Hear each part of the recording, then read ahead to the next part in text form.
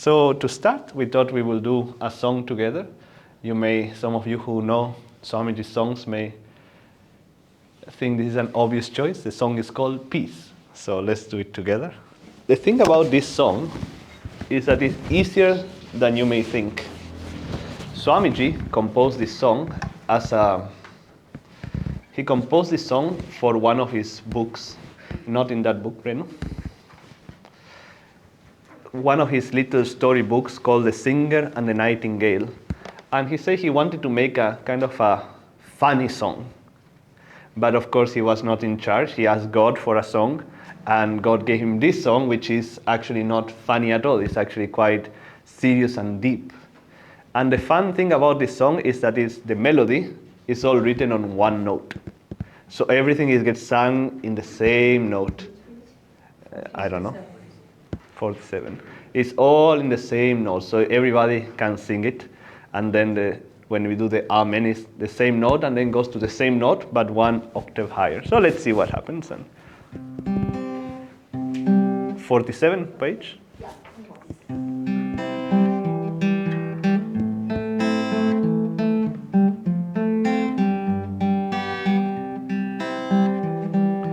Peace gave us the mountains, peace gave us the sky, nightly when starlight enfolds us, peace is its lullaby. Amen. Amen.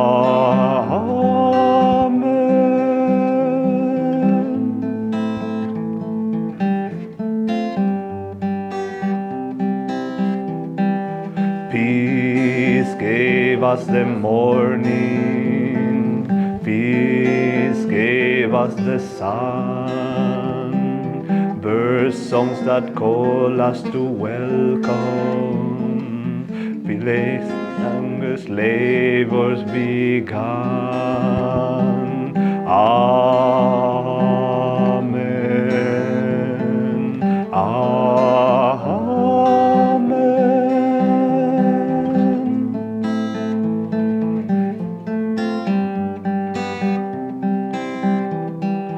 Peace gave us the seasons, peace gave us the rain, cool clouds that gather to bless us, mist hands that soothe away pain. Amen. Amen.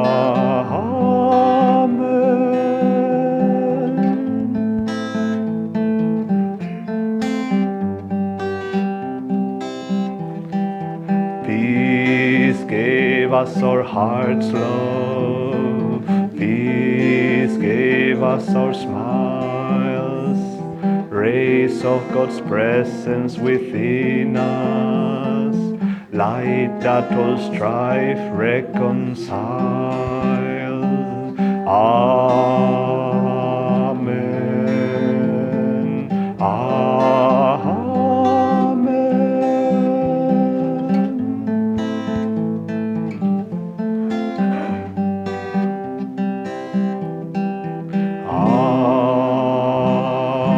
Amen. Amen.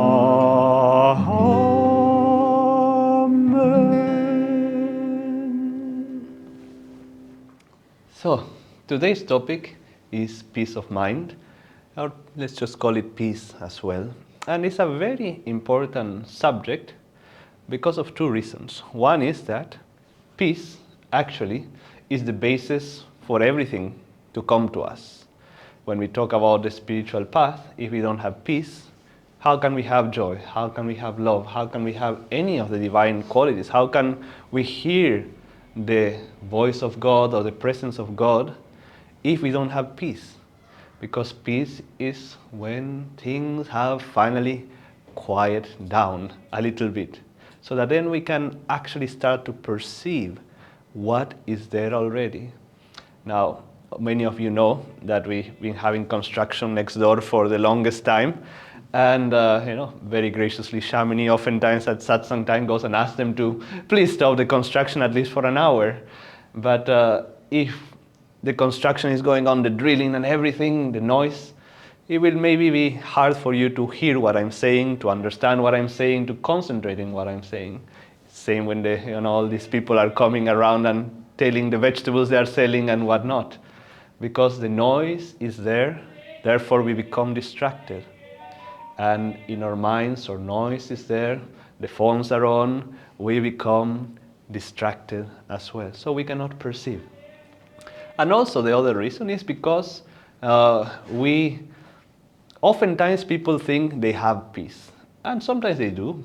I remember once we were going to somebody's house and we informally were talking to people as we do, and we were doing a little bit of a meditation class, and we were talking about having peace. And there's a particular person who at the end said, I don't need to meditate, I already have peace.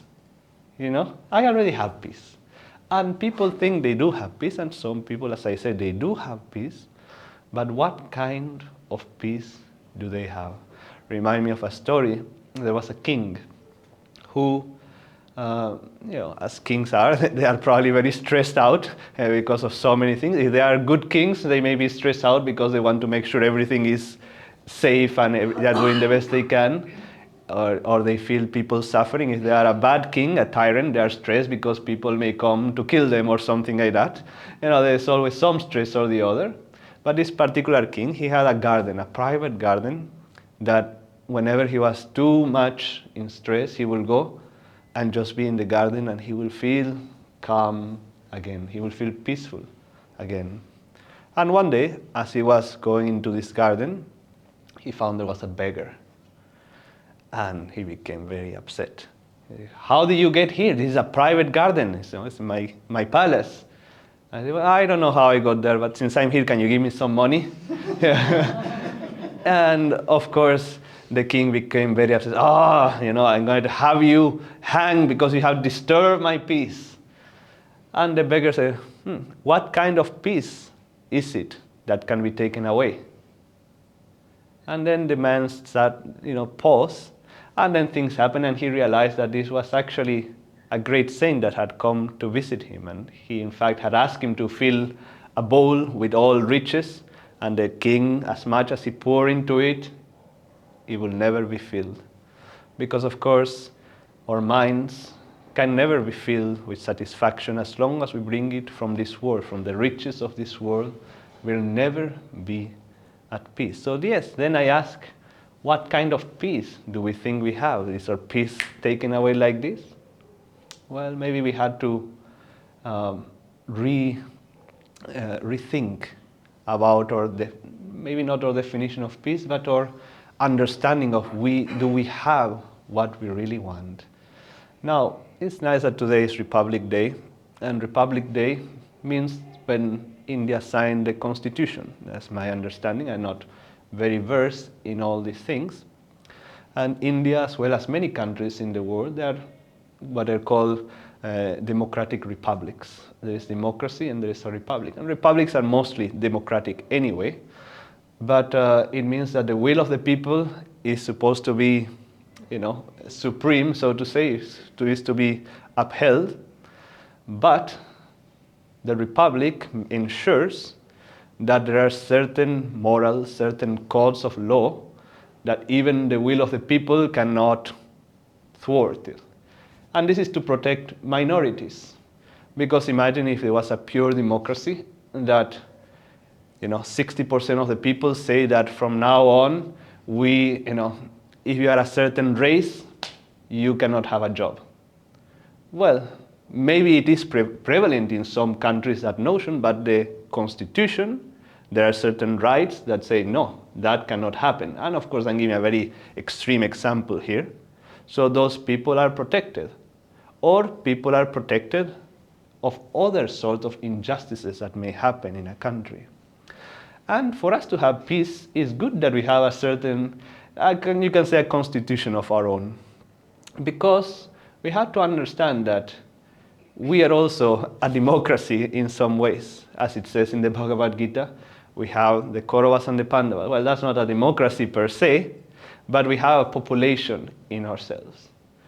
And the population sometimes, most of our inner population wants to go in the wrong direction. Oh, let me go fulfill this desire. Oh, let me go in this particular way. But if we have some certain amount of moral conduct, I can say a constitution, a spiritual constitution, even if a lot of our citizens and our desires say, oh, I want to do this, something inside of us says, wait a minute, that's not in tune with what I really want. That's not in tune with what my guru taught me, the scripture says. So it helps us to pull back, isn't it so? It helps us to pull back and maybe channel our energies somewhere else. So that's very important for all of us to have, because if not, we will just be ruled by our whims and fancies. Oh, today I feel like meditating. Today I don't feel like meditating. Tomorrow I feel like I'm gonna go and do whatever it may be. I'm not gonna say things in case that people feel attacked, but it is not the point. The point is that those moral values help us keep a certain degree of peace within ourselves. If not, our whole kingdom will be unruly. It will just really be chaotic. Now, excuse me. Now, when we talk about peace as well, there's a couple aspects that I wanted to explore a little bit. The first one was that definition of peace that I was talking about, that usually what disturbs our inner peace is thoughts of the past, thoughts of the future. We are just not able to somehow live in the present moment, and we worry. We worry of things we did, of, oh my God, I was so foolish to do this. Oh, if I hadn't invested in that particular thing, I would have more money now. Whatever it may be, we worry too much about things that we have no control over anymore, or we worry about the future, things that we don't even know if they will come. And some people are experts of worrying about the future. And I was talking to a young girl once, and she was talking that she wanted to get married. She was in her mid-20s or so. And she wanted to get married because when she gets old, she wants to make sure there is someone, and have a child, to make sure there is someone to take care of her when she's old. Wow, that's thinking way in the future. She's in her 20s, probably her whole career is in front of her and all that. But that's what most people do. But we had to, as yogis, live more in the present, yes, but what does that mean? It doesn't mean I should not think about the future. I should not think about whether I want to get married or whatever it may be. Well, of course we had to do some of that. We do have to plan for the future, If you don't save money now, maybe you'll get sick and, you will not be able to take care of that and will be a burden for someone else. No, of course we had to do some planning, but the worrying part is what gets most people. As yogis, we are taught the law of Nishkam Karma, that we have here, action without desire for the fruits of action. And basically what that means is that as yogis, our concern is to do the best we can in the moment. So if in the moment you feel like, yes, in the future it will be good for me, for example, to invest some money so that in the future my children are taken care of or whatever, you do that because it's what you feel is the right thing. But then you don't worry about the results. You're not always thinking, oh, how is my investment doing today? And then at night again you go into your investment and trying to figure everything out. No, best you can in the moment without worrying about the future. Because we understand that if we take care of the moment, the future will take care of itself. That's what Master used to say. He said, take care of the minutes and incarnations will take care of themselves. Incarnations. And if you really think about it, all that we have is the moment. There is nothing else that we have. We have now. And That's the only thing we have control over. What we choose to do with our energy right now. So as yogis, it behooves us to more and more see life in this way. Am I doing my best in every moment of my life? Am I doing my best to raise my energy? Am I doing my best to live my spiritual constitution, my spiritual morals? Because I know if I do these things, the future will take care of itself. And also in my day-to-day life, because we are modern yogis and we have responsibilities. Am I doing my best to make sure I'm doing the best I can in my career, or raising my family, or in my relationship, or whatever it may be? We have to take care of it moment by moment. You know, one time I used to live in Pune, as many of you know, and we used to go to Mumbai very often, every weekend in fact, to give classes. And in the Mumbai-Pune highway there is this place called Imagica. You may have heard of it, but it's an amusement park, and it's a quite modern amusement, not like the ones you see here in 34 and all that you are wondering if it's gonna collapse anytime soon, you know, though. But it's a modern one.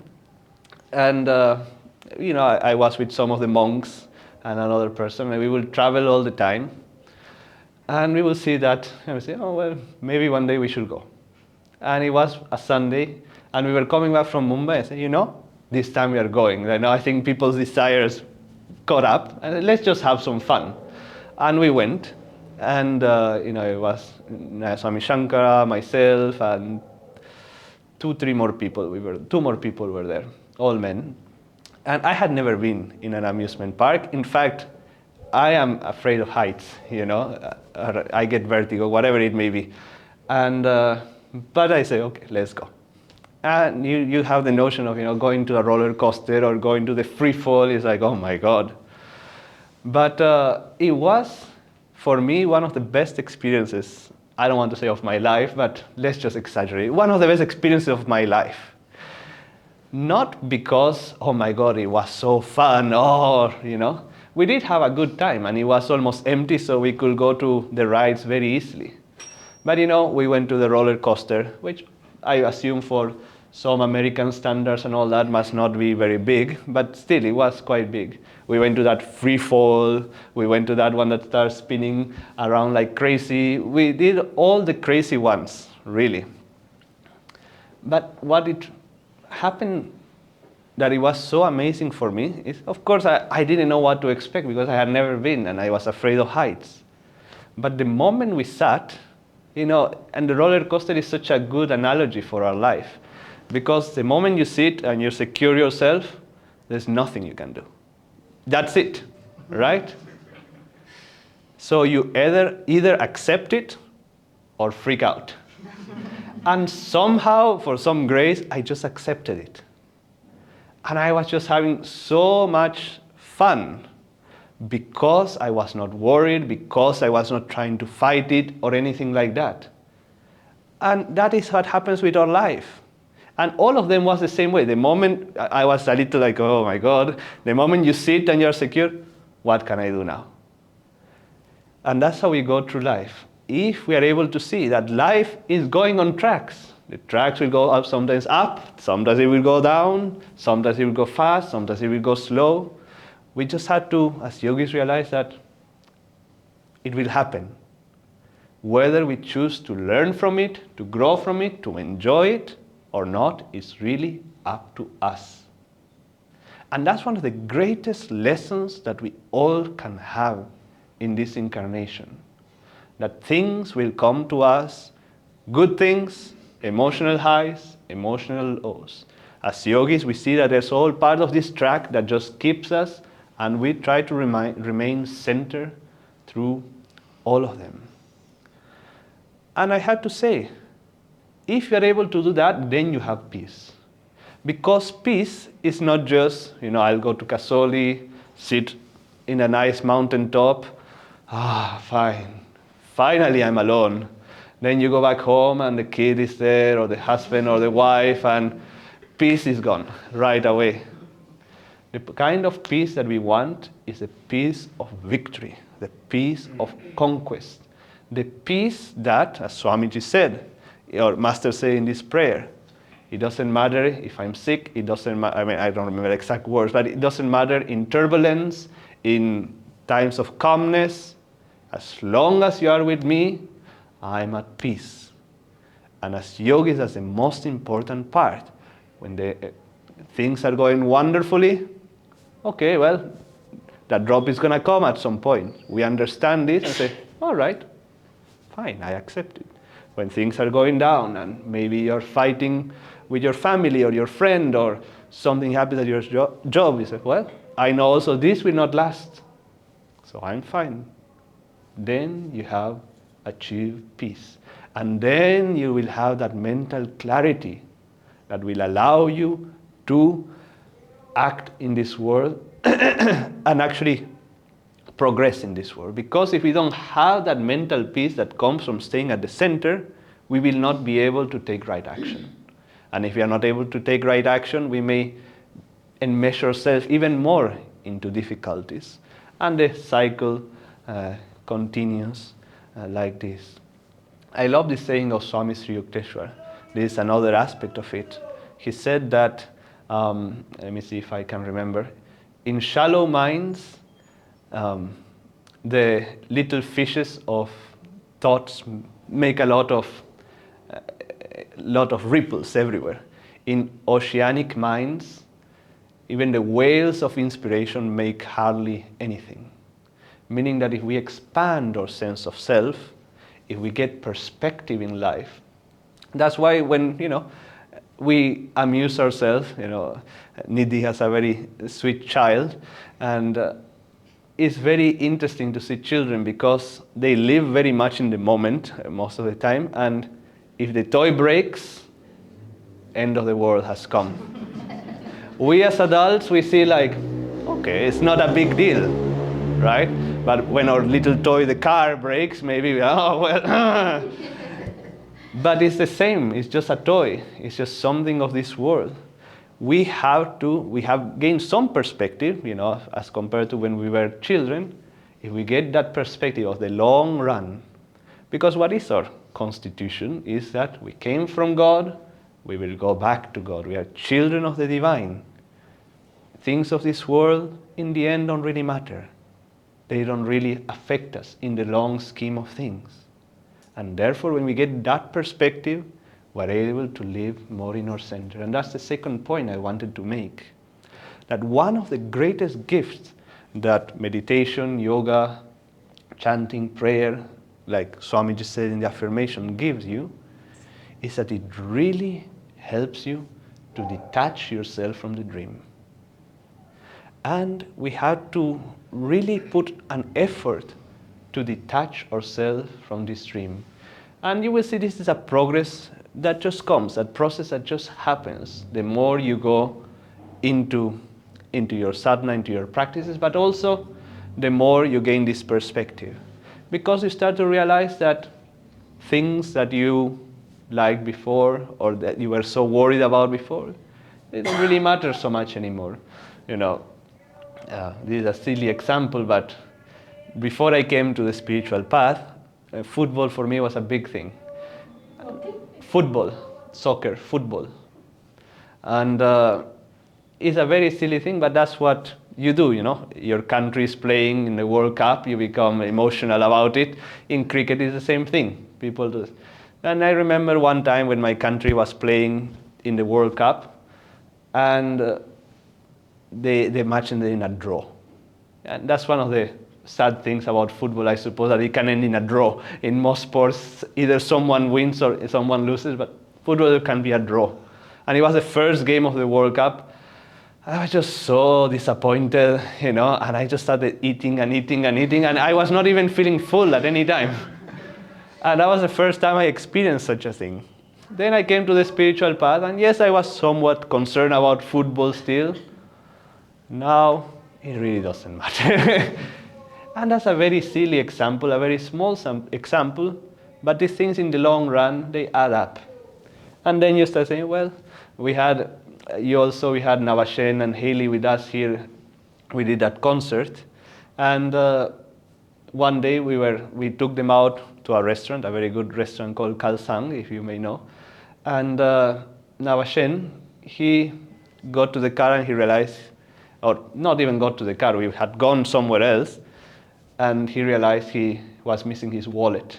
And when you are traveling internationally, your wallet is, one of those things you may want to make sure never to lose. And we was Shamini, myself, Haley, and I think we three were more worried than he was. He was just so calm about it, and we were like, okay. Of course, we ended up going to the restaurant. It had fallen on the floor where we were eating, and he found it. And we were joking, saying, I think the three of us are feeling more happy than Navashen is for getting his wallet back. But it was a very wonderful example. Not that we had to be passive, and he was not trying to be passive, but we get this perspective that, okay, so what? My wallet is gone. Maybe I have some rupees. Maybe I have my driver license. Okay, I'll get a new driver license when I go back home. I can call my bank to, block my credit cards if that's needed. And perspective, living at your center. All of these things will make sure that you don't lose your mind by any little thing. Because in the end, the more we are able, through the storms of life, to remain calm, to remain with a clear mind, the more easy we are going to navigate through life, and the more we are going to enjoy life. And the more then, that when it comes to our meditation, we will be able to calm that mind that is always going everywhere restlessly. It begins with the little things, and then the big things also. Take care of the moment, and incarnations will take care of themselves. All right, Om Guru.